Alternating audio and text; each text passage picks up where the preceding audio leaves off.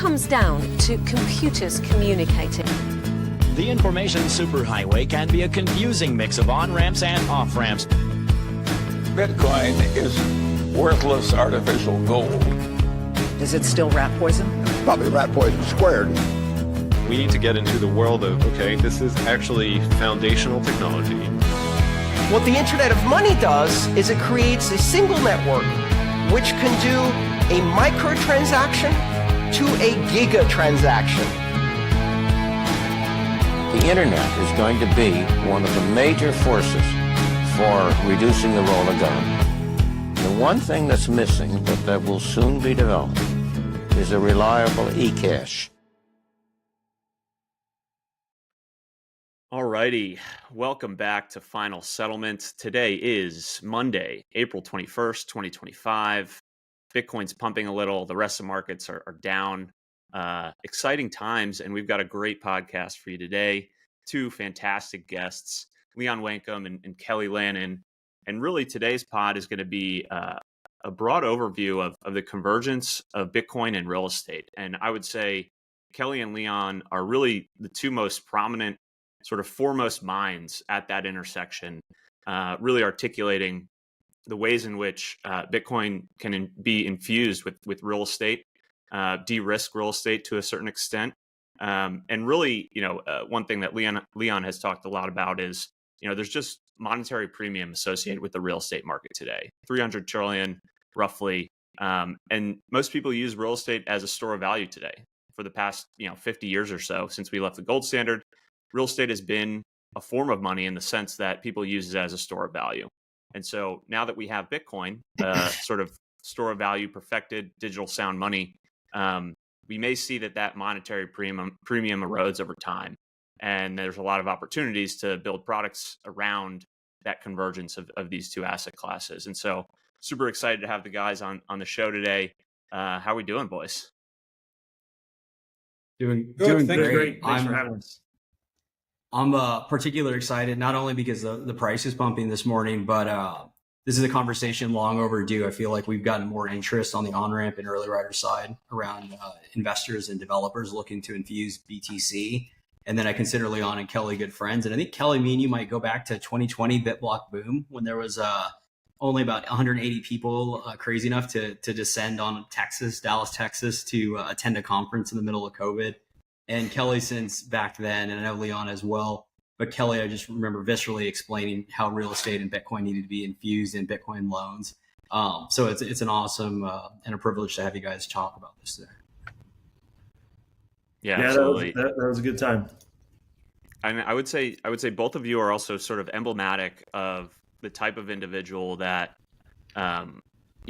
we try to search out and also try to find us in terms of early riders, Onramp, the guild that we launched last week. It's folks that have sort of external expertise, if you will. And so, both of your expertise in real estate, then finding Bitcoin and sort of trying to merge those two things is something that we're going to see across all industries over the next several decades, is people taking their experience and learnings from other parts of the world and society, other asset classes, and bridging the gap to infusing Bitcoin in those things. So maybe that's a good place to start. Maybe for both of you, maybe we could start with Leon in just terms of your background, particularly in real estate, and then how you sort of came to Bitcoin and saw the convergence between these two fields.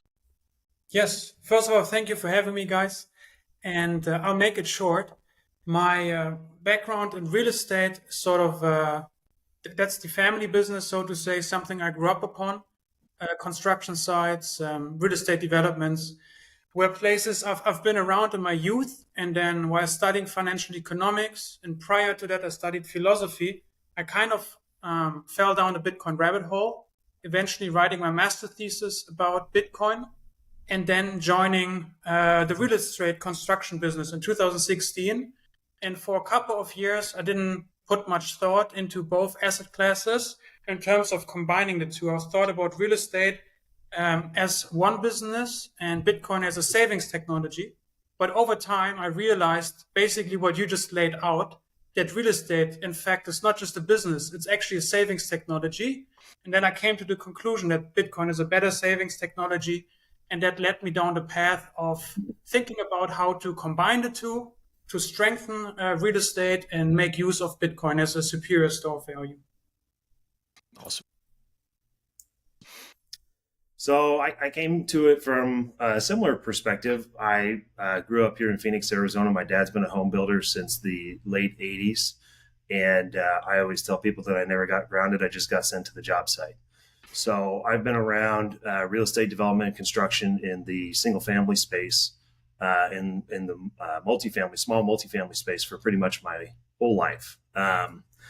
It didn't really occur to me what was going on until probably 2016, 2017. I joined an organization called the International Blockchain Real Estate Association, which was a real estate focused blockchain effort that focused on public blockchains, which at the time was basically Bitcoin. And I did a trip to New York City, and I stayed there for about a week in advance of the conference. And I kind of came to the conclusion that, this method of development that they do in Manhattan is obviously much different than Phoenix. But I went down the rabbit hole of like, why is that? So after I got back, I started reading all sorts of things. A familiar thing for a lot of Bitcoiners is Strong Towns by Chuck Marohn. That's a good book. There's also a website. So I've been following his work since about then, so almost 10 years. And that kind of led from the association that I had joined kind of falling apart to jumping into Bitcoin full time. And that was about the same time that Bitcoin Standard got published. So from there, I kind of just married my experience, the principles that I had learned from Strong Towns, and then the principles of sound money, and trying to figure out how exactly, this should work. How I grew up in Phoenix with suburbia was a way different development model compared to, most of the major cities of the world that are at least, a couple hundred years old. So that's kind of how I got into it. I started Bitcoin Urbanism at the same conference that Michael and I met. One of the other guys in Bitcoin gave me a good ration of grief at the bar for not just starting to write. So I kind of just did that, and more or less here we are. So I'm excited to have this conversation. I know that there's a lot of drive-by comments on Twitter or other things where people are talking about it, and Leon's done a wonderful job on various podcasts discussing the various routes to kind of siphon away the store value premium from real estate, which is kind of an artificial store value and has been for, at least the majority since the 70s, and then back into a hard asset, Bitcoin, where we can hopefully get some, at least from my perspective, some holistic changes to a Bitcoin urbanism environment. So wonderful. Yeah. And so just to pull on that thread of the monetary premium a little bit more, in terms of, why and how real estate has become a predominant store of value over the past several decades, it really speaks to, broken money and the idea that you can't save in fiat. You can't save in fiat currency. So you need these other alternatives, whether it's real estate, equity markets, et cetera. So maybe we could start there in the sense of, the problem and really the fiat problem, and how sort of unsound money has led to some perverse incentives in, the real estate market and real estate development in particular. And so maybe that's a good place to start for both of you is, really what is the problem at hand in terms of, why, fiat and unsound money has led to all these various issues within the real estate market and real estate development in general. You want to go, Kelly, or you want? Yeah. No, okay. Leon, you go first. I'll follow up after you. Okay, sure. I think if somebody is listening right now that is in real estate development, what I'll now portray as a problem, I think for most of us is actually not a problem. It's actually the reason why real estate has been doing so well. But what I'm describing now is the negative effects of monetary inflation. So as new currency units enter the market, existing currency units lose purchasing power, and people are forced to invest. And they invest in scarce assets. And one of the assets that people chose is real estate. That is due to the scarcity of land. So real estate has been tied to wealth for thousands of years.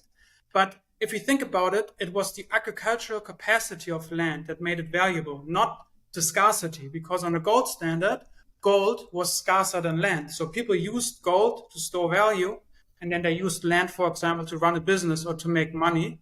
And land was also tied to political power. So in ancient Greece, in Japan, in India, and Rome, all these different cultures, if you owned land, you were considered somebody eligible to vote or eligible to carry certain political power, right? But what happened in 1971 is, as the money started to expand, as the monetary supply started to expand, you can actually see that the price of real estate closely follows the supply of money. So if you look at M2, the rate of monetary expansion since 1971 was between 7 and 8%, depending on what statistic you're paying attention to. And residential real estate, for example, grew by around 6.7% at the same time. So it very closely follows the expansion of the monetary supply. And this is also because people get loans for buying real estate. So it's not just the scarcity in real estate that favors its use as a store of value. It's also the ability to get loans to purchase the real estate, because that has an interesting effect. If we say the expansion of the monetary supply is 8% and real estate grows in market price by 7%, if I take on a loan and I have a leverage of, let's say, 5, it doesn't grow by a factor of 7, it grows by a factor of 7 times 5. That's why buying real estate and investing in real estate on leverage with borrowed money allows you to actually outperform the rate of monetary expansion, right? And that is why people chose real estate as their preferred store of value. And today, we can safely say that real estate is the most used store of value in the world. But that dynamic changes with Bitcoin, because Bitcoin without leverage over the past 10 years had a compound annual growth rate of over 50%. And since 2010, when it had its first market price, Bitcoin had a CAGR, so a compound annual growth rate of over 140%. So it becomes very obvious that since Bitcoin emerged, there's no need to invest into real estate. People can just save in Bitcoin by default. And that creates a problem because it creates competition for real estate, meaning people now have a different store of value that they might prefer. You asked me what the problem is. The problem of the past 30 years, in my opinion, if we talk about architecture and also what Kelly alludes to, urbanism or urban design, there was no need to provide housing of quality because people bought it anyway because they needed to place their money somewhere. And that's something that I can safely say from experience over the past 10 years, especially since 2009, when interest rates were below 1% in Europe, also in North America, people had such high demand for real estate that in deals, some of the people that bought real estate from us, they didn't even see the real estate. We just sent them the numbers and they sent somebody to look at it just to check that we didn't lie, to see that it's fully vacant, it's fully rented out.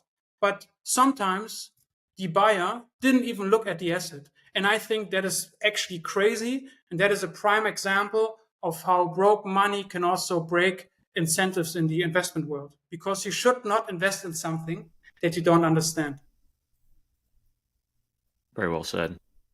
So I'll try not to echo a lot of the things that Leon has said, which he's very much exactly correct, that real estate in general is a game of leverage, and it's managing leverage so that internally your IRRs are better than they normally would be if you had just bought the asset fully with equity. But Leon is generally correct in that the amount of credit that has become available specifically for real estate becomes a feedback loop.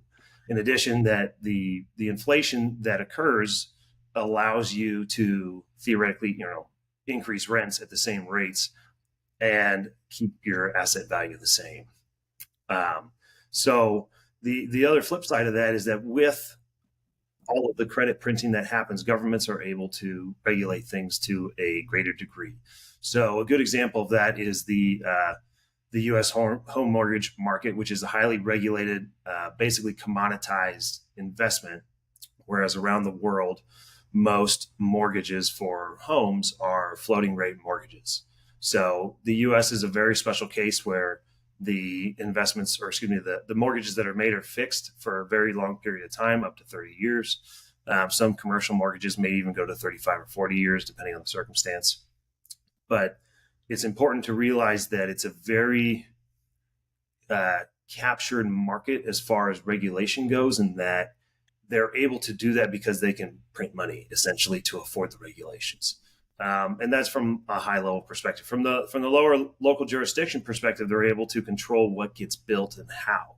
So for real estate developers, it's looking at a formula essentially of, if I have a piece of property here and I know that I can get a specific zoning, which allows me to increase either the density of residential units or a different, more intense use type, whether that's a commercial office building or a tower or whatever it is. Think about the value of the land being held under by a pressure cooker, and that pressure cooker is zoning. So if you're able to change the zoning and raise your limits, then you've created a substantial amount of value that otherwise wouldn't have existed. So for real estate developers, at least particularly in the US, being able to change where your limit is where a lot of the value is, and why it becomes such a lucrative business in that regard. So when you have a combination of the leverage that's available for real estate owners, the leverage that's available for developers, and then being able to navigate the processes effectively and successfully, then you're able to create a substantial amount of wealth using the tools and systems that exist as a result of fiat money, in my opinion. So, that's really, in my opinion, kind of what drives a lot of the value that people use, and they're able to pull it out with created money. Yeah, I think one thing in our mental model, from a high level perspective, and we all experience this with our friends and family that maybe made some capital in real estate. They think like they're geniuses, and they think that at no point can you invest in real estate and it goes down. I experienced this personally with family in 21 when they all wanted somebody to buy a house. And that's the first time I think from a while that people are actually underwater right now, is the lower interest rate and in 21. But I think what Leon said, it's really the model around expansion of the monetary units, and ultimately the distortion of not only capital allocation, but the second and third order effects. So like equities, bonds, and then real estate are the largest, right? Roughly 120 to 130 trillion for equities and bonds, and then roughly 40 trillion in real estate. As you start going further and further from the value of the underlying asset or commodity, you start, right? Because equities have value based on cash flows and other parameters. And then bonds also have value in real estate, dependent on location or other productive underlying fundamentals. But as you just start to increase more units and look for something that Leon says really well, is it's relative scarcity versus absolute scarcity. And so people are pricing that all day long. And as more units come into the system, it just gets further and further distorted. I would make the case, and you guys are closest to this today at this exact moment, it's the most distorted it's ever been, just simply because there's more monetary units in the system. And Mike, just commenting on what you said, I can also feel that since 2021, when interest rates started to go up, you basically see that the demand and the liquidity available for real estate went down. And from 2009 or the end of 2008 until 2021, interest rates were so low, there was so much liquidity available to flow into real estate that it was easy to make a quick buck, so to say. But due to the structural problems that the expansion of the monetary supply has created at this point, inflation that actually helps real estate development, because inflation also means the debt that you take on today will be worth less in the future. But the problem is, as we are hitting the end of a long-term debt cycle, inflation is so strong that it increases maintenance and construction costs to a level where the incoming liquidity cannot make up for anymore. So I think, so right now we're sitting at sort of like a scenario, I call it the crossroads or paradigm shift, where if you're working in real estate development and you're aware of the fact that inflation has been rampant over the past 5 years, and nation states need to be able to dampen it a bit, you need to find other ways to juice up your returns. And Bitcoin, of course, comes in handy here. Yeah, absolutely. And maybe we can dive in there now. You know, how does Bitcoin influence this equation, and how can, you know, a form of sound money actually improve all of these incentives that we're talking about? I think one of the things that you both alluded to, and even just anecdotally, I think we see it is the degradation of quality of building infrastructure, new home constructions. I see this every day. It's like, it's just, we're so far from what, it used to be 50 years ago, or even, 20 years ago, in terms of the actual quality being put forth by new builds. And I think part of that is exactly what you're describing. It's the misaligned incentives, and then ultimately the misallocation of capital, where no one really cares. The person building the home doesn't necessarily care how high quality it is if they know they're going to be able to sell it because the demand's there, basically. So maybe now we can sort of transition into how Bitcoin fits into this equation in both of your minds. And maybe just before that, just adding the layer into inflation affecting CapEx and OpEx, because again, while this is specific to real estate, that degradation we feel from the quality of service when we buy food all the way to the infrastructure we live in and operate. And so I think it's important we're like, that's breaking down, and then Bitcoin as a natural solution. If you guys can touch on that. Go ahead, Leon, you're first. Kelly, don't be shy. He likes piggybacking on Leon's answers. All right, here we go. So, from my perspective, the CapEx and OpEx situation is difficult to manage, because if your costs rise because of basically printing more money and adding more currency to the pool, then it's more likely, at least in my experience the last couple of years, is that those costs are very sticky when not coming down. So if you're in a situation where theoretically your rents would rise because they added more money, it goes to what Leon is saying, is that real estate is not scarce. So they build more. Unfortunately, if your costs aren't coming down because they've inflated the currency to a degree, and then they're also building more units, or that, real estate is a process. So if they started building stuff in 2019 that's now just coming online, then all of your costs are elevated, but the rents have come back down from where they were. So now you're in a position where your CapEx is, maybe 5-10% higher than you had originally anticipated it being, but your rents are down 5%. So now you've got a 15-point swing in your margins, because you were trying to basically game what was going on at the time with what is the reality now. So that's where you start to feel it in like the quality of the construction, because if you're going through the process and costs are going up 5-10%, and you're signing, change orders once a week because lumber's gone up or drywall's not available or whatever it is, you have to start cutting costs somewhere, right? You have a set amount of money. You more or less have a set amount of money. You're either using your bank capital to build it, and then you have some equity, or you're having to get more equity from your partners in order to finish the job. And that's one thing that they don't like doing, is giving you extra money to finish the job.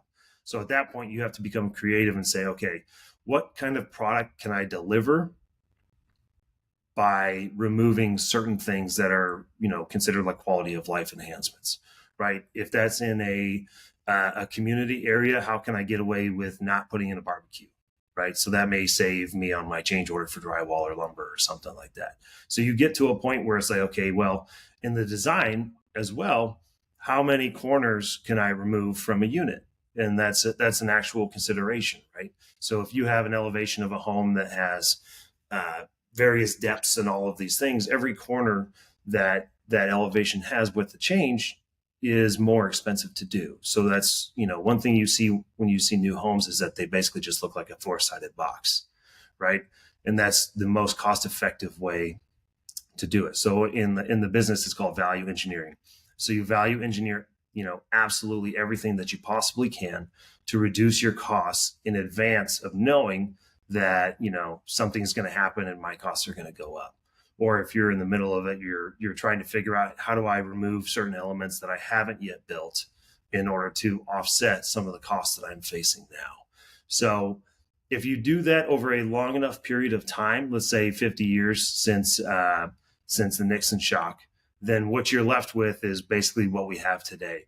There's a very famous home inspector who's actually based out of Phoenix, who has a very big following on TikTok and Instagram, where he goes and shows people videos inside behind the walls of how the construction's done, right? So there's all sorts of videos where, the wall in your bedroom isn't even connected to the truss in the house. It's literally just a floating wall with drywall attached to it. Or the fact that there's holes around, an electrical panel where water could get in behind. That stuff is all supposed to be insulated and not, subject to shorting out to rain. But still, the quality of the stuff that's going on is just, bad. In addition, think about it this way. If you have specific labor costs that will go up with time because of inflation, and you have piecemeal crews or whatever it is who work on a per job basis, they'll walk off your job for $1 an hour extra, whatever it is. So that's something that you're always constantly facing. Literally with every crew that shows up to your job, there's guys that drive around and that are willing to snag them if they need something, if that happens to them, or if they need something done and somebody folded shop. Happens all the time. I can't tell you how many times it's happened to us in the last 5 years. Probably happened once every 2 or 3 months, depending on the crew. So in addition to that, if they're working on a piecemeal job, right, they're only getting paid a set amount to frame your house. They are less likely to spend 100% of the time getting 100% of the details than they are to just get 80 to 90% and hope that, maybe you won't notice, or that the inspector won't notice, or that it's really not that important, that they can kind of get a workaround around it. So after a long time of that, you end up in the situation where we're in now, where you go into a house and you're like, wow, is this really what I paid for? And in Leon's comment, it's like, yeah, this is what you have to accept, because A, there's not much on the market. B, there's lots of competition. There's 10 other people behind you that are willing to buy this, and you're more or less stuck with the product that's available. So, when we think about Bitcoin in this regard, we think about a hard money that can inflate, that if it is going up in value compared to something like the US dollar, which inflates at 7 to 8% a year, you're losing essentially 7 to 8% of the quality of construction you get on an annual basis. So if you want to use something like Bitcoin and reverse the trend, then you get what we had 100 plus years ago, where not only were the homes for the average person great, they were getting better all the time. And that's kind of what we're hoping to get back to, at least on a Bitcoin standard with real estate, or incorporating Bitcoin into real estate, which allows you to reverse that trend on your own using the hardest currency known to man. Yeah, should I maybe jumping onto that or into that? I want to talk about the solution that Bitcoin offers for the problem that Kelly just explained. And I just want to make people aware of the financialization of the asset class of real estate. Jeff Booth recently posted a picture, and he showed the average price for a home in the US in 1944 was $4,000. And today it's over $400,000. So that's a 100x increase. And I looked into some more historical numbers, and I looked into the Middle Ages in Europe. So in the 15th century, in the Rhine area, which is now West Germany, back then it was the empire founded by Karl the Great and then passed on to his sons. They used a gold-based currency called the Rheingulden. And it was basically a gold currency, and a carpenter owned around 150 guldens a year, which is equivalent to around $50,000 today.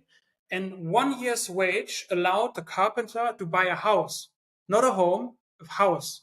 So 500 years ago, a carpenter in the Middle Ages was able to acquire a house, a home, with 1 year's salary.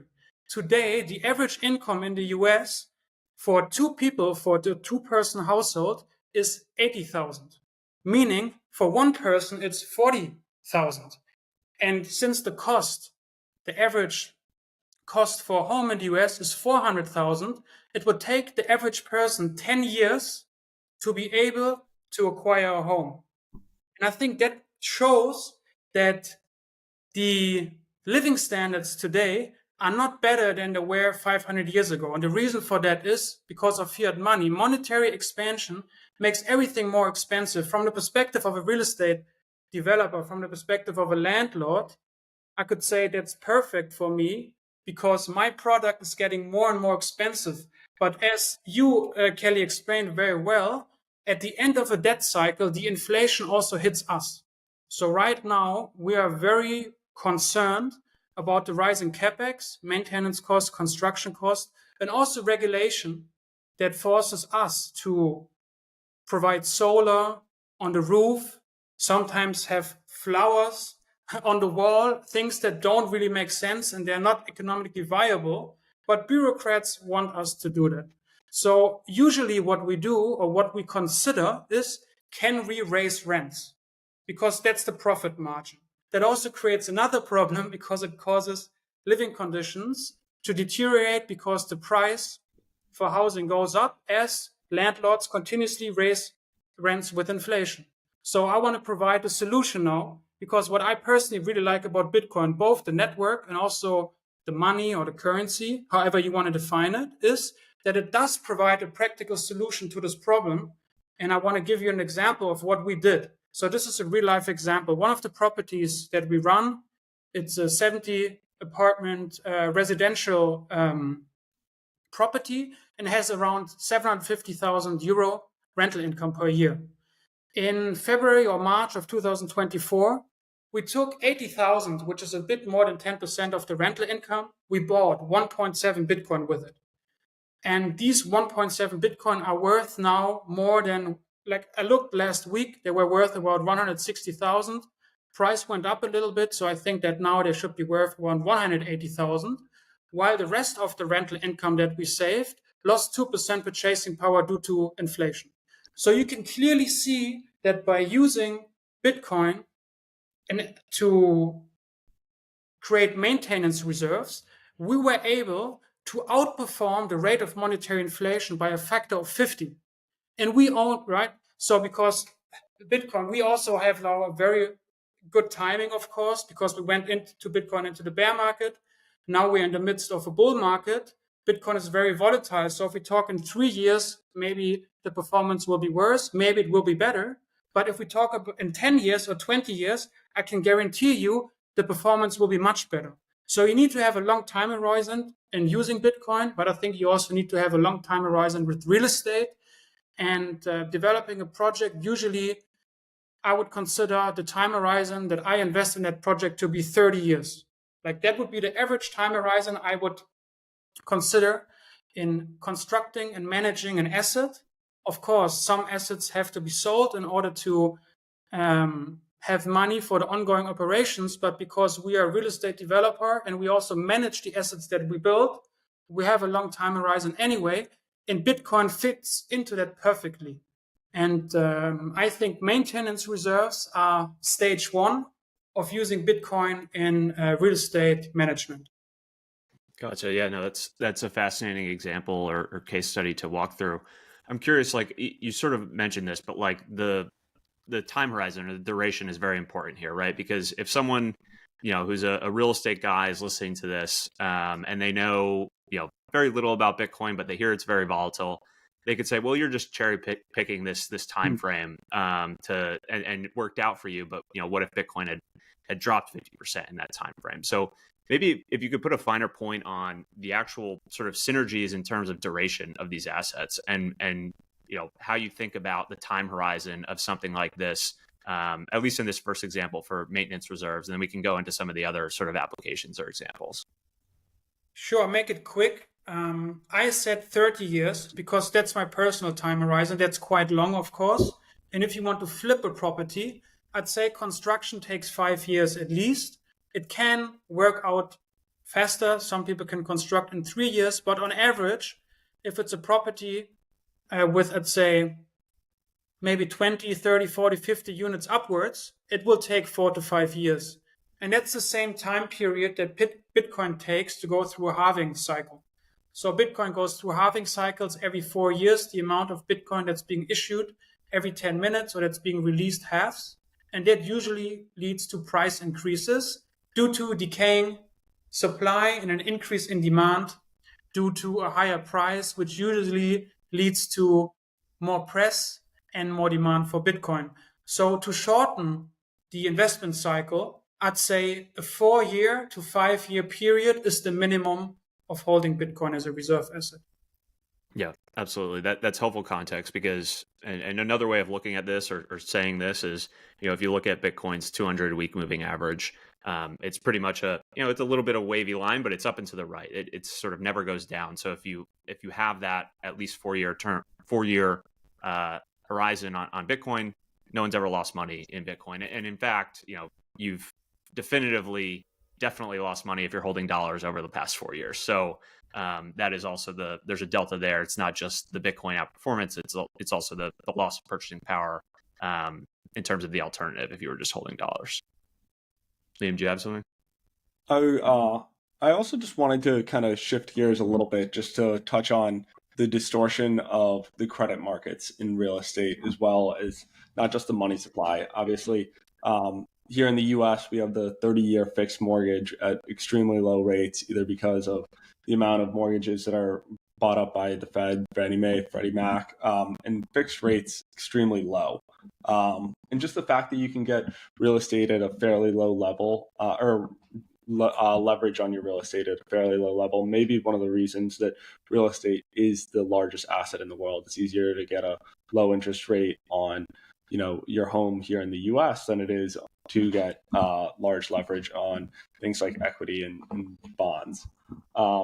Was curious kind of how you see Bitcoin leverage and real estate kind of all converging together as kind of Bitcoin, especially over a long time horizon, and how you see those products working out together. I'll take a stab at that. I think that as time goes on, and we'll use the example of the U.S., as their debt gets larger and larger, it becomes more important for them, at least to stay afloat, to issue more currency, right? So we're kind of at an inflection point where more inflation has to occur in order to keep the status quo, which actually reduces the quality of life for everybody involved. But it's basically just trying to keep the ship afloat. So if you're using real estate as your store of value and you're hoping that any gains you can get in rent or reductions in the cost of your leverage is what's going to protect your store of value in the real estate, your equity in the real estate, then you kind of have a problem, because now you're facing an uphill battle where eventually the connection between rising rents and rising property values will break. So there's only so much that people can handle to pay for rents. And then if that's the case and they can't afford your rent increases in order to keep up with your costs, now you have a problem. And I think that there's historical precedent, especially with what's the favorite Bitcoin book, When Money Dies, where they talked about especially how real estate during the Weimar hyperinflation did well up to a point. And that point basically breaks when people are unable to coordinate their purchases or their income and these other things in order to pay rent. And if money starts inflating faster on a monthly basis than you're able to control your rents, then you have a problem.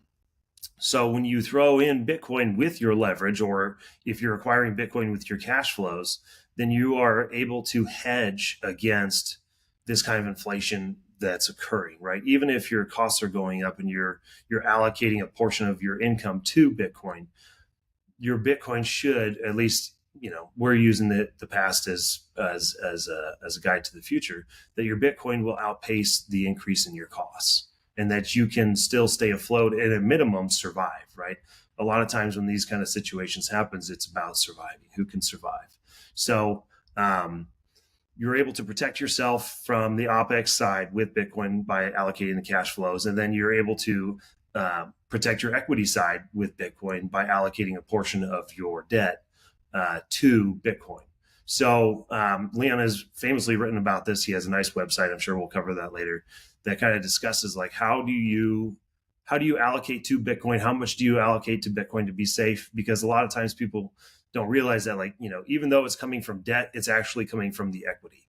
So if you are, buying a $10 million property and you want to get, $1 million in Bitcoin, you've got to have that $1 million in equity to put in, because that's essentially what it's being used for.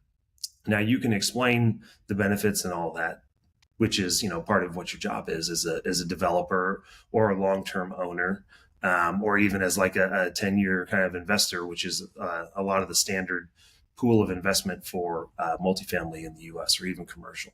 So I think personally that we are at a perfect time to be discussing this, because we are at a point where inflation is probably higher than we think it is. It's definitely been higher than we thought it was in the past 5 years. And specifically, operators and developers have to look for a method to essentially protect their wealth over a long period of time. So I'm in the same position with Leon, where our average build takes from 4 to 6 years, and that's getting all the plans, all the approvals and all that, and then hopefully trying to sell it. Now we're looking at changing our horizon to up to 15 years, which is buying and holding it for a period of time, and trying to convince our partners to allocate a portion of that to Bitcoin as a hedge. Now it's not like a hedge is like I'm more pro Bitcoin and against real estate. It's like, listen, this is a deal. We know that this has happened in the last 5 years, and we want to allocate a portion to Bitcoin to protect our downside, not necessarily our upside, but it's our downside. If we're worried about 50,000 apartment units coming online in the next 18 months, how do we compete with that? Owning 20 to 50 units, right? So it's an important analysis now going forward, in my opinion, that we are actively, at least I'm actively pushing for consideration in our deals. Yeah, this is a super exciting theme that I think we're all going to have to cumulatively crowd source as a like, not opportunity, but how it's executed on. And what I mean by that is I've talked to very large venture capital investors that have gone down the rabbit hole, and they can't get their LPs and their general partners to fully embrace Bitcoin, but they're trying to wrap around how do they allocate 10% of the fund for their next fund just to downside protect that. I know Leon, and as well as Kelly, you just spoke about it, of this notion of protecting against default is a natural like mechanism for Bitcoin to be infused in almost any credit instrument. And so like that's one example, but another one is like, and I'm curious your guys' feedback on this. So I had random like experience in real estate. I was with Google Fiber helping get that across the like Southeast. And so would go and pitch MDU owners and commercial real estate on like the quote we use for better or worse is like, it's like you built a Ferrari and then you have hubcaps on it if you had like dial up or if you didn't have fiber. It's like you want to increase the value, the equity value of it. And similar, I was at WeWork randomly and like saw a bunch of capital destruction. But point being is, instead of it being Bitcoin, imagine there's like some other notion of you're just adding something accretive. It's like this amazing pool on the roof with a like helicopter pad. Like that's effectively what you're putting into the real estate. And so it's like less about this like notion of it's Bitcoin, it's native internet beans. It's like there's something there that you can just explain that it's bolted on and it's part of the package, that I think that like once we can explain and it gets into the zeitgeist, it'll just be understood. I'm sure you guys have thought a lot about it as well. Well, certainly trying to figure out how, and I'm sure Leon can attest to this a little bit better. It's certainly trying to figure out how to properly explain that it's not, we're not adding internet money to our building. We are trying to hedge against what we think is an inflation risk in cost and in income that allows us to at least navigate the period of time it takes to do what we do as a business. Yeah, for sure. I agree. And I also say that we just assume that we understood that Bitcoin is a better store of value than real estate. And we assume that this mindset over time is a mindset that's generally accepted, and over time, maybe a majority of the population will have that mindset. And the speculation that is currently happening in real estate is going to move over into Bitcoin. Real estate development as a business will still be interesting, right? And there will still be leverage involved, though differently under Bitcoin standard. That's a topic for its own. But what's important to understand is under a Bitcoin standard, if you take out debt, that will increase over time, because generally we'll witness deflation. Money will be scarce. Bitcoin is disinflationary. There's less supply over time, meaning its purchasing power grows over time. So if you take debt that's denominated in Bitcoin, your debt denominated in Bitcoin grows over time. So there will be different risk allocations and risk factors on a Bitcoin standard, but nonetheless, providing housing is a service that will stay interesting. So the real estate business will not go away. That's certain. So now the question is, how do you maneuver this paradigm shift that's happening?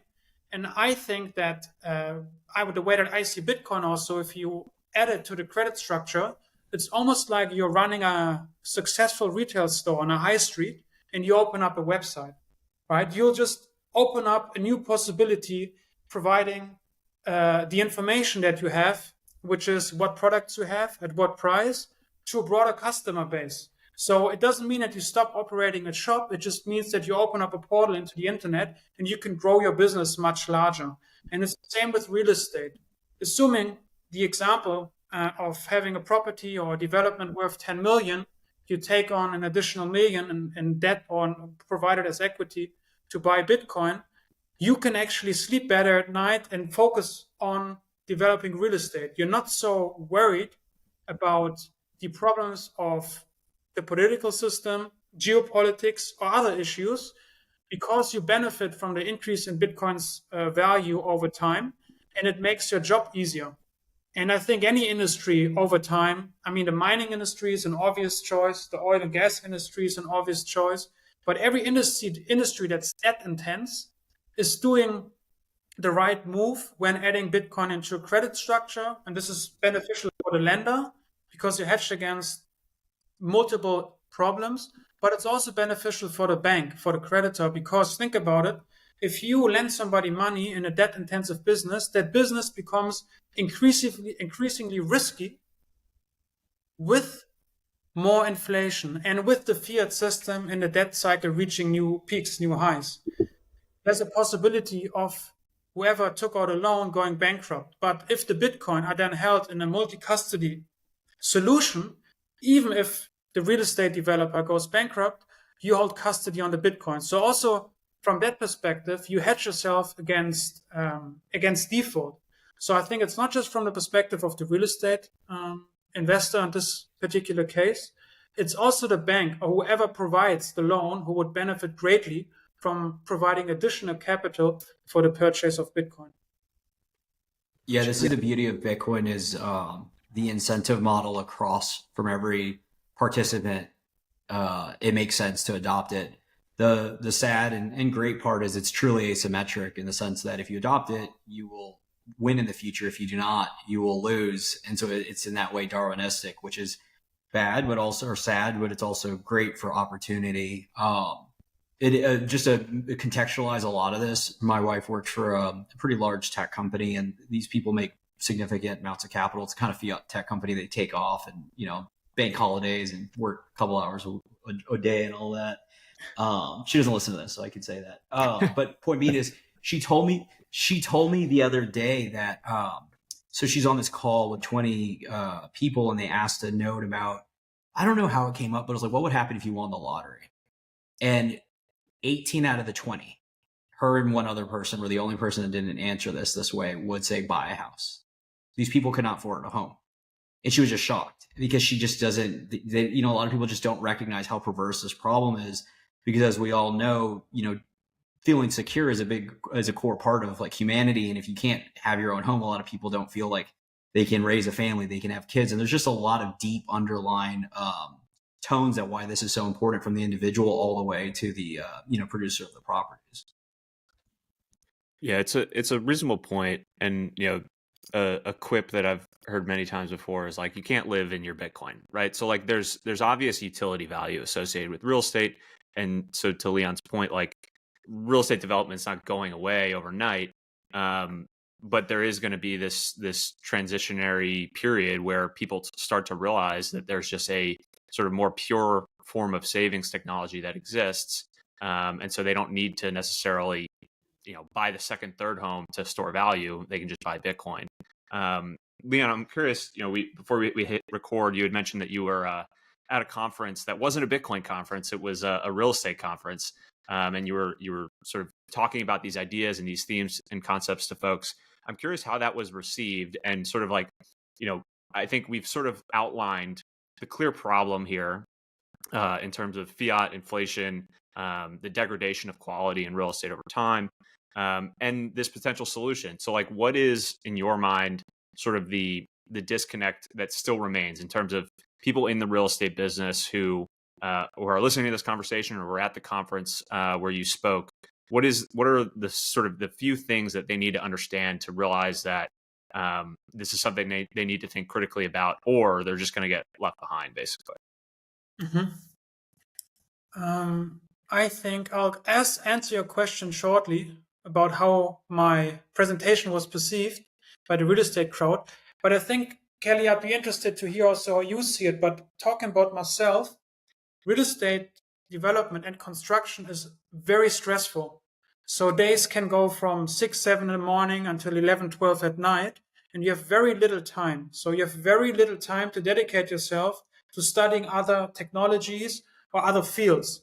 And especially when interest rates are low, things are going so well that you quickly dismiss other opportunities or other technologies because you think, I'm doing so well, I don't need that. I think the reason for myself, why I became so interested in Bitcoin was because I also learned about Bitcoin before getting into actual construction. And I was sort of addicted to learning about Austrian economics. So that's how Bitcoin really connected with me, because throughout school, I always knew something is wrong about the inflationary Keynesian monetary system that we live in, but I didn't really understand why. I couldn't point my finger onto the exact issue.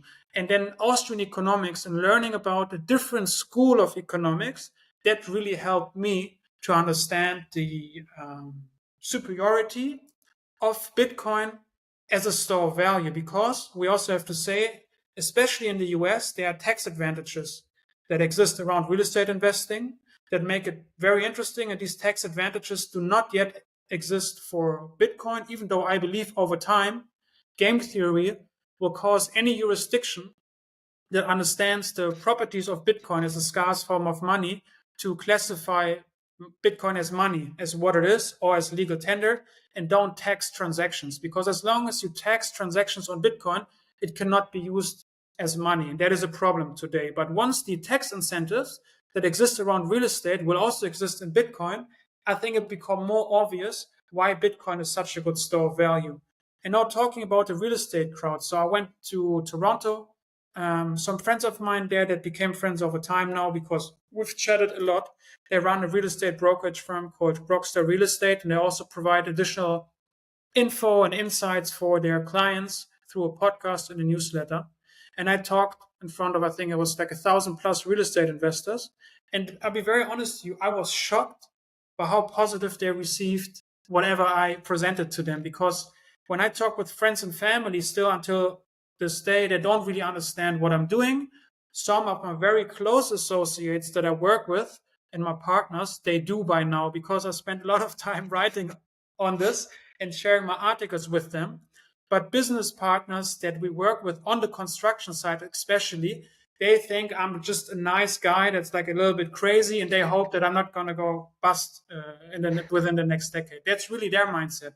So then traveling to North America, I think you guys are also a bit ahead of the curve. I have to say that here, people in Europe, they tend to adopt technology a little bit later because they are very much intertwined into traditional family structures and communities. And it's similar in Japan. You don't want to make a mistake. If you make a mistake once, people will tell you your whole life you make a mistake. If you make a mistake, that's my perception from North American culture, both Canada and the US. If you make a mistake, people say that he took a risk, he'll do better in the future. So that's why I think that whatever I had to say was perceived well. And yeah, I had interesting conversations afterwards. And I think it's kind of exciting. I feel very, very energized and motivated when I think about the possibilities that Bitcoin brings to the real estate sector. Yeah, what were some of the follow-ups? I'm sure people came up to you after your presentation and were curious to learn more. What were some of the sort of highlights or excerpts from some of those conversations? Some people outright said, why should I even own a property? I'm just going to sell it and put all my money into Bitcoin. And I said, that's generally speaking, probably not a bad deal. But for example, if you are a real estate developer, you can actually bring your knowledge into a deal, put in zero equity, and get 50% of a property. Meaning, let's assume that I have knowledge about real estate development and I have good contacts to a bank, and somebody else brings the equity. I can secure financing from the bank and then construct the building. And I brought in 0% equity, no dollar, and I get 50% of the property. That's a good deal. But if you have money that you want to save, just put it into Bitcoin. There's no need to invest it into real estate. That's actually true. Yeah. It makes sense also where the energy comes from, in the sense of we've talked a lot about why this is an opportune time, but to give it some backing, in 21, when the price of Bitcoin was rising, we had a lot of conversations with real estate developers and individuals, and it was still very hard. Real estate's flying, everyone's happy. The people that we got a lot of traction with and experience, specifically in Texas, was like with YPO groups, individuals that are running businesses feeling inflation post 2020. But now you have this flipping where interest rates rose faster than they could have ever expected. You have the Bitcoin price going over 6 figures, which is a big moment, I think, from a psychological perspective. And then this new administration that has become friendly, all that converging with the natural increase in inflation and the cost of goods to produce, and then as well as not being able to keep up with rent, that it makes sense that now people are looking for solutions. And so, yeah, I don't know, Kelly, if any of that supports kind of where you're seeing the feedback or openness that's probably changed for the past, call it 6 to 12 months versus past, few years. I would say that people are kind of starting to come around. And I would hate to use like my experience and say, unfortunately, our properties aren't performing as well as they should be.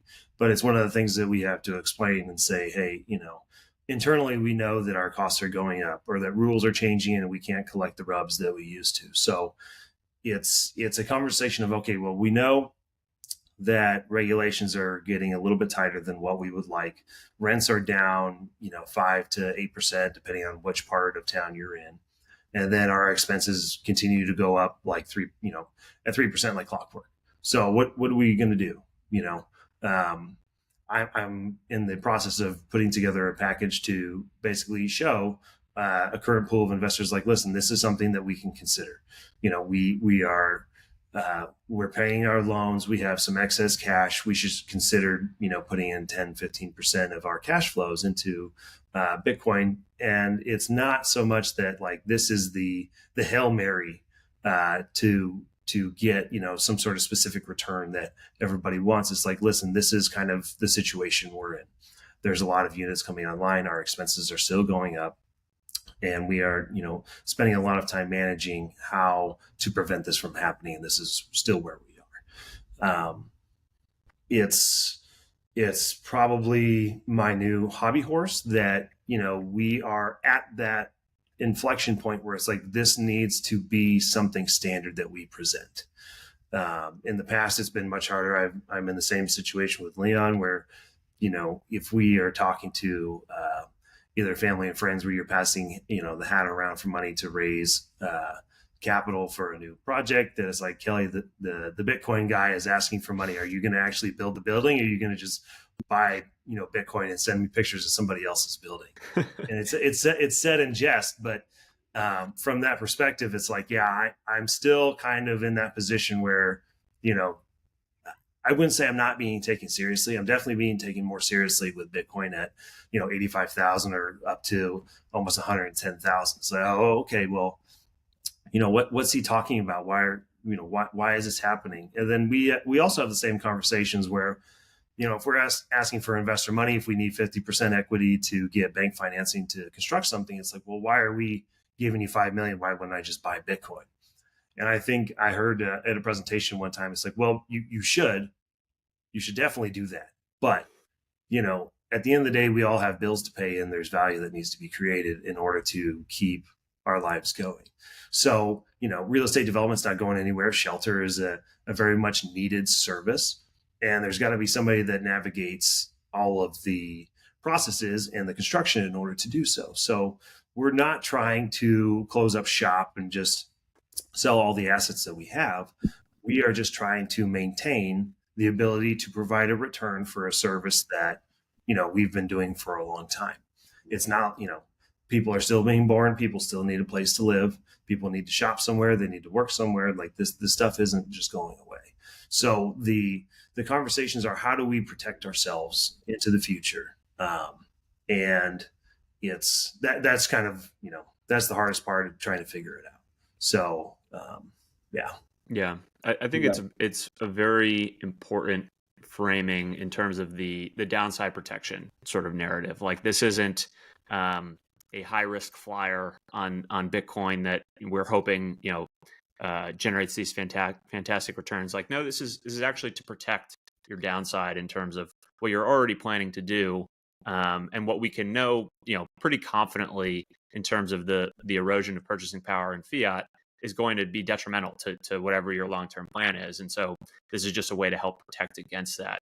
I guess one part that I'm curious about, and we've sort of alluded to this in various respects, but like, as this transition begins to play out over the next several years, and that huge monetary premium associated with real estate starts to erode, then what does that look like from a sort of profitability standpoint for the average real estate developer?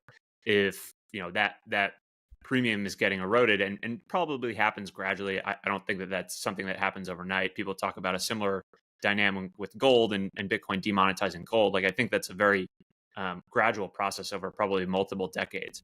But how do you guys think about sort of the prospects for a real estate developer in that world where you do start to see that erosion? Like, how does that impact their unit economics? And are they really sort of shit out of luck if they're not adopting Bitcoin to some extent into their plans, if that actually starts to manifest?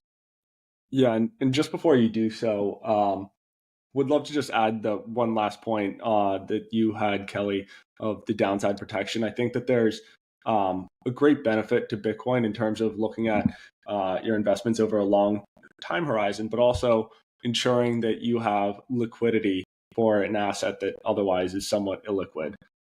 Like, if you have stable rent and rising expenses and you have loan obligations, you don't necessarily want to be a forced seller at an opportune price if you're 100% exposed to real estate. But if you have an asset that's liquid 24/7, 365, that is not necessarily tied to the real estate, you can instead sell that if you're waiting for another time to actually sell your real estate, which is pretty great to have kind of uncorrelated, more liquid asset. But sorry, just wanted to hop in with that point as well. No, and I'd say that you're exactly correct. You're in a situation where if you are a longtime owner and manager of real estate, you are constrained by essentially your cash flows or your property valuations and your ability to pull out a positive amount of equity, right? So that would be essentially your liquidity and protection. Now, if you incorporate something like Bitcoin as a hedge for downside, then yes, you do have an additional relief valve if you had to do it. Now, one thing to consider with the inflation in the money supply is that when you own real estate, right, the idea of protecting your store of value is that inflation can benefit you, so long as you're not a bad operator, so to speak, of a property.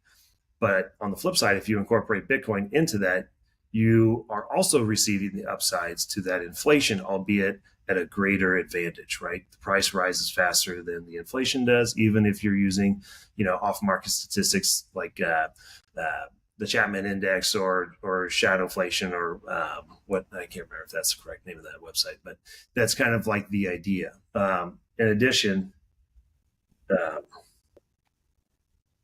oh man, I lost my train of thought. Leon, you can take over. Okay, sure. So I think, personally, if you really think about it, if you take a alien perspective, let's say you're an alien, you're looking onto this world, and you can see people live very mobile, people travel constantly, we have electronic-based currency systems, and we are highly digitalized, but still we use tangible objects to store most of our value. So I think there's a mismatch in in the way that we operate as a human species, in the way that we store value. And that mismatch occurred due to the absence of a digital store of value. And due to the existence of land as a scarce good, I can see why we're using it as a predominant store of value. It's also because real estate yields cash flow, which is not used to analyze it as an investment, but it's used to pay back the bank who gives you money that didn't exist prior to that. It's also very important to understand, I think, the dynamics of the fiat system. So for an institution that lends money, real estate development is actually great business because you can create money that didn't exist prior to that. And then that money can be paid back with the rental income, which is also rising with inflation. So the interest rates and the difference between the money that you need to pay maybe a government bank or another commercial bank that's bigger than you, that gave you the money to then lend out to whoever constructed the property, that's a great business model for the bank. And that's also why real estate became this predominant store of value. But now we have Bitcoin. Bitcoin is the digitalization of value. The internet is going to move from a place where information was shared and stored to a place where value can be shared and stored. So naturally, humanity will accept that and they'll understand that. And that means that if you are in real estate development at this point, I personally would only stay there if you are a real estate developer. If you're a speculative investor, I personally would just move on to Bitcoin, to be very honest with you. But because...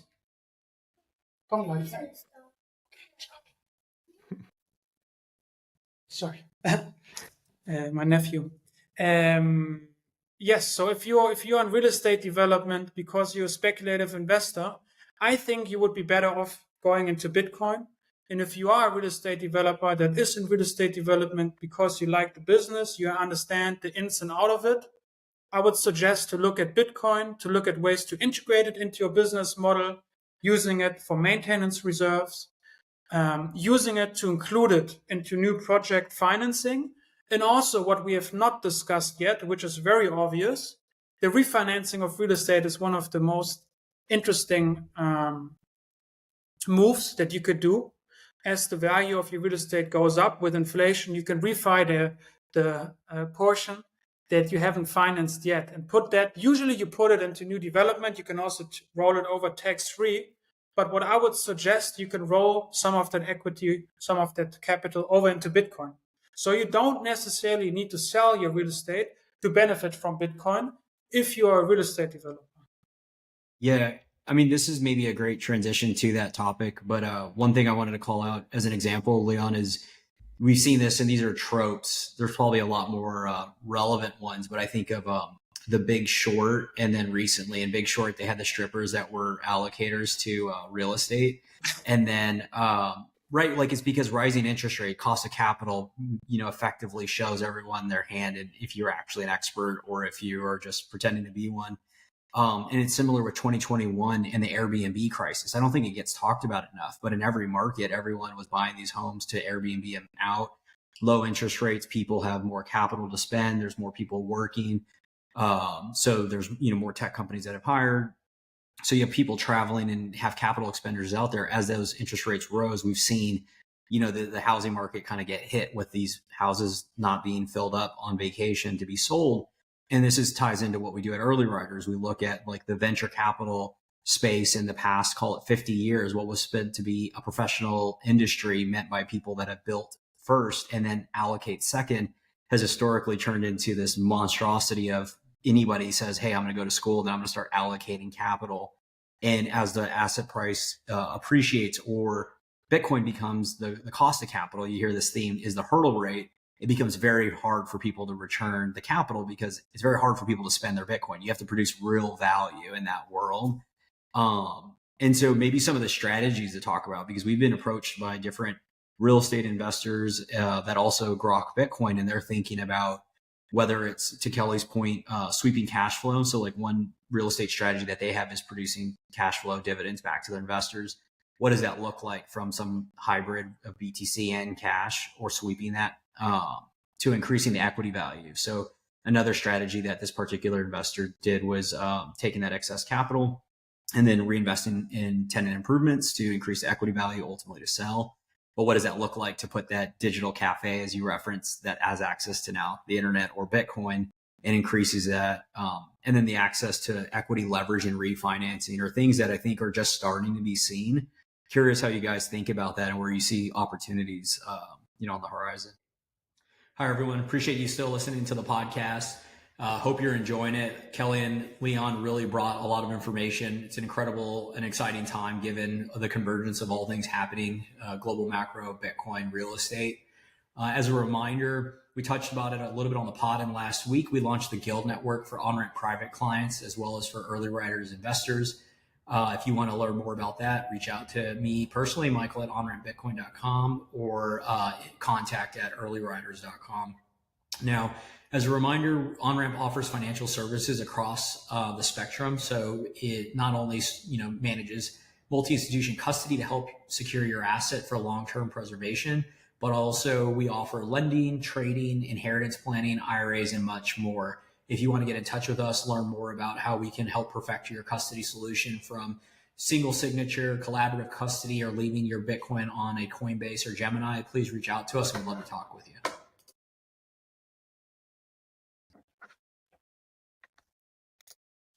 Well, I'll jump in. I think it is a positive effect. The real estate cash flows is low hanging fruit. You can explain that, like, listen, even if we're using 5% of our cash flows to hedge, potential expense jumps, then this is okay. Or if it's 10 or 20, whatever it is, that's something that you can easily come to. The other aspect of pulling equity out with a refinance is that, that money is generally tax free. So what do you do with it? Normally you distribute it back to your investors. But if you are in a long-term hold position, you can say, listen, here's the thing.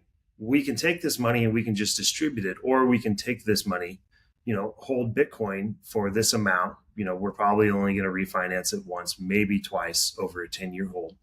And we're going to roll this into the returns in a way that, we're not having to sell the Bitcoin at the end of it. If we don't want to, we can, deliver specie if that's what you want, or, you can obviously take the specie and sell it, and that's your gains. On the flip side, what this does is that it turns the kind of like a merchant building plan or business plan, which is what kind of my family has done, into a long-term hold business plan where it's like, listen, we actually benefit the longer we hold this with the refinancing processes and tools that exist in the United States. So if we get all this done and we create this value, or if we're doing like a value add deal, Mike, like what you talked about, you buy it, you put some cash into improving the units or the common areas, or repainting the building, doing updates, stuff like that, and you're able to collect rents greater than the cost that you put in. On a cap rate basis, it's like, okay, well, now you've created value that you can put into Bitcoin and you can hold it over a long period of time. What that does is it changes it from a transactional nature with real estate to what, would be considered the norm 100 years ago. It's like, okay, well, I'm a developer, much like what Leon was saying. I'm a developer. I'm going to build this for you with our partners, but I'm going to take, a significant amount of equity, but we're going to hold this and manage it. Right? Because this is essentially our baby. We want this to succeed over a long period of time. We built it. We have specifications that we include when we build it because we're managing it in a certain way. We're intimately familiar with the building. This isn't like, the fix and flips that were famous in the United States from 2006 to 2008, or even from 2019 to 2022, where it's like, I'm in and out of a property in 3 months. It's kind of like a lipstick on a pig deal where I changed the carpets, maybe I changed the countertops and threw in some new appliances, and then all of a sudden the property is magically worth like $100,000 more. So that's not what we're looking for. Although that is a business model that works with a high degree of risk. I think it is a good strategy for basically extending the term of real estate ownership, saying that, like, listen, we can extract some value out of this using the existing credit fiat system and refinance. We're going to put it into something that can't be debased, and we are going to ride this out for as long as you want to, or as long as we can, or as long as we've agreed to. In that, in the end, we're nurturing now two assets over a long period of time, our Bitcoin and the real estate itself. So I think it becomes a much less transactional business, where it's more of an ownership business, and that we're doing this because we like to do it, like Leon said, and that we are hoping to provide a higher quality of service and a higher quality of product. I agree with you, Kelly. And just to add, I would say approach your portfolio like without an ego and just be very realistic. So if you own assets that are non-core, sell them and buy Bitcoin with it, because Bitcoin is the new hurdle rate, right, Michael? Like you said, that's a fact. Bitcoin's increase in purchasing power on average year over year, that's the new hurdle rate. The new hurdle rate will define how people invest their money. And if you understand that, I think it's healthy to look at your portfolio. If you are a landlord and if you develop properties and you manage them, sell non-core assets to buy Bitcoin, recapitalize with Bitcoin as the capital base of your venture. And then secondly, if you own properties with partners that do not want to sell, or you do not want to sell because you would have to pay taxes or for other reasons, start with the rental income. Secondly, refinance. And also something I just want to mention shortly is Bitcoin mining, because what we are doing at the moment, we are exploring how we can incorporate Bitcoin mining into our developments to save on energy costs. So energy costs have skyrocketed since the war in East Europe. And we pass these costs on to tenants, but it just increases the living costs. So what we're looking to do is we want to incorporate mining. We're doing it right now with individual apartments. And as we understand it more, we want to incorporate also into new developments to basically use the heat that is being produced while mining, the excess heat, to then heat the buildings, heat the pool, have warm water, or use it for other needs. So incorporating Bitcoin mining into real estate development is something that I personally find very interesting to save on energy costs. And a nice side effect is it might decentralize the network as well. And then for new developments, and that's something I'm eagerly working on with some institutions right now. And I also created a website, digitalrealestate.org, that you can use to understand this. I want to ideally, only start new development projects, exactly, if we can also acquire additional capital to buy Bitcoin. And that would increase the investment performance, and it would also be a hedge against the downside. So for all new developments, our plan is to raise additional capital and buy Bitcoin. We hold the Bitcoin in the same entity that also holds the building. And then we hedge ourselves against the downside, against the possible scenario of the monetary premium that sits in real estate flowing into Bitcoin. We also create this novel capital base that we can then use to potentially also lend against. Because you can do things with Bitcoin, you can sell it or you can lend against it. And I think it's an interesting asset to lend against as long as the increase in purchasing power of Bitcoin outperforms the rate of fiat interest rates. And I think that will be the case for a long time. And what you can see here actually in the model, in the year 2025, you can see there's Bitcoin acquired. There's a real estate project worth 10 million, and you add $1 million in Bitcoin on top of it. And then over time, you can see how it increases the investment performance.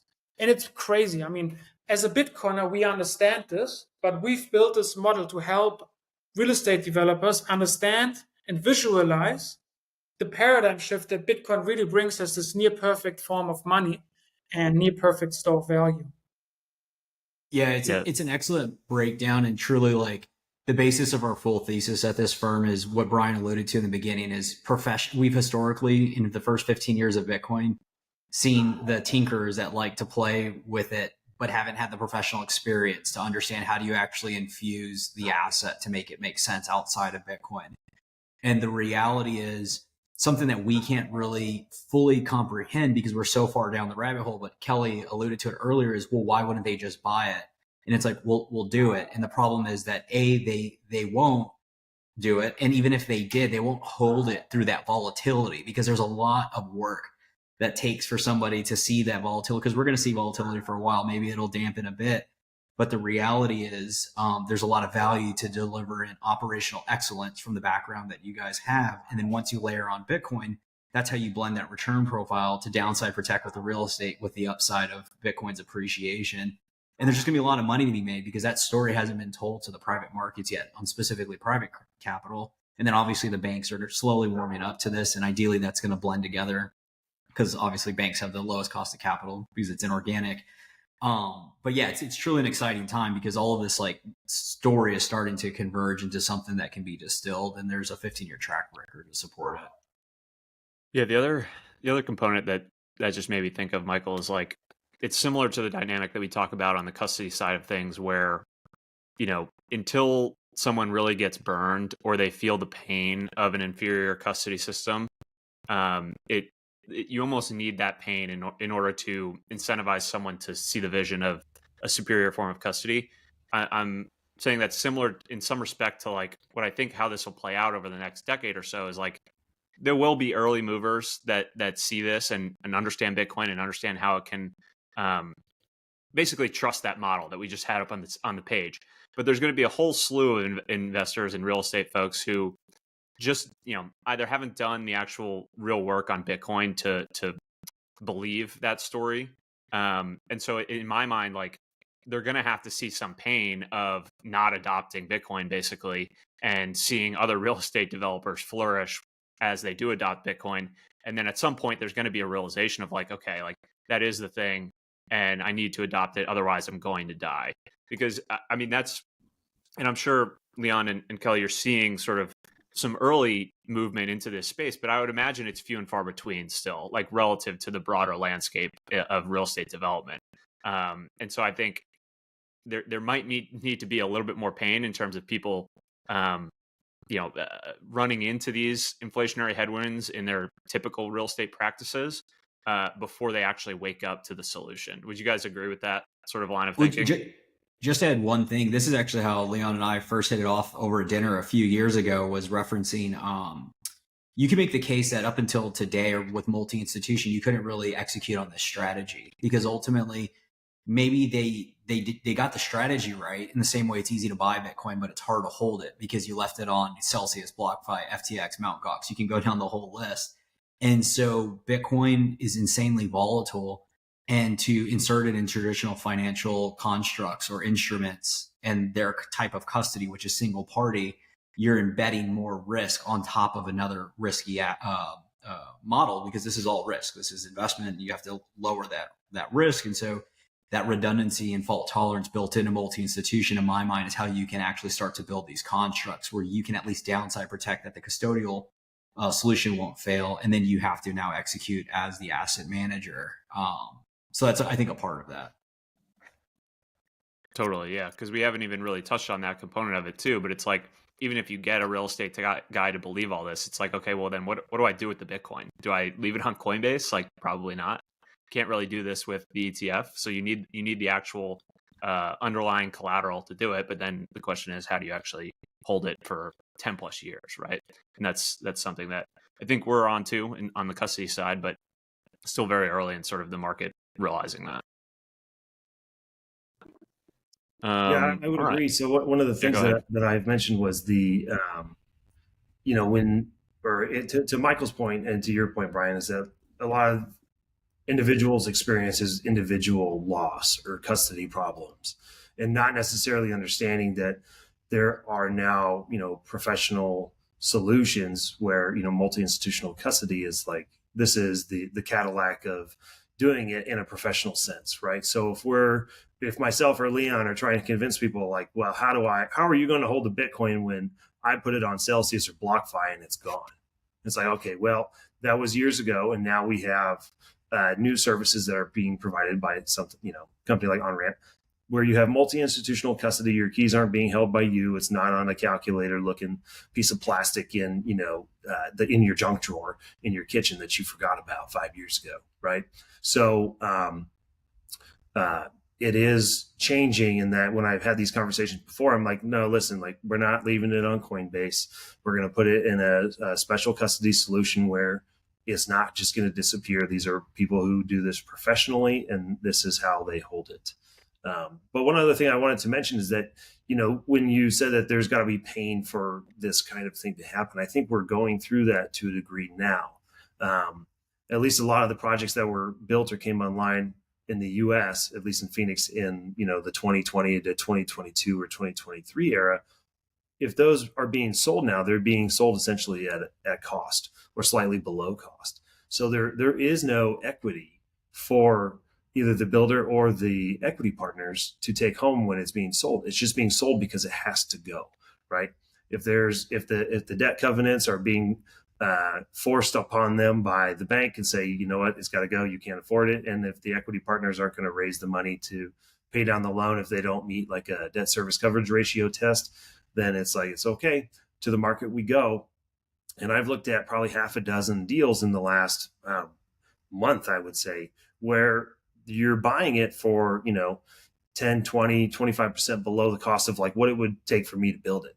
Right. And that's not like my fees or the investor's return or anything. This is just the sticks and stones cost of doing it. So I think it's an opportune time to say like, hey, listen, if we protect our downside from what's going on right now, the pain that you're experiencing, this is kind of a scenario that we can look at and say, okay, well, it's not a total loss, right? You didn't get wiped out on your equity. So, and then, with multi-institution custody, it's like, this isn't me holding it on your behalf. This is a third party, a professional service that's holding it. And you can read all about their qualifications. Yep, absolutely. I know well said. We're coming up on time, but I have a question for you guys in the sense of like the door into Bitcoin from real estate is only so big, and as the price appreciates, it gets smaller, right? Because more awareness, people all come to these conclusions on their own volition. I'm curious how you guys like talk about or think about it.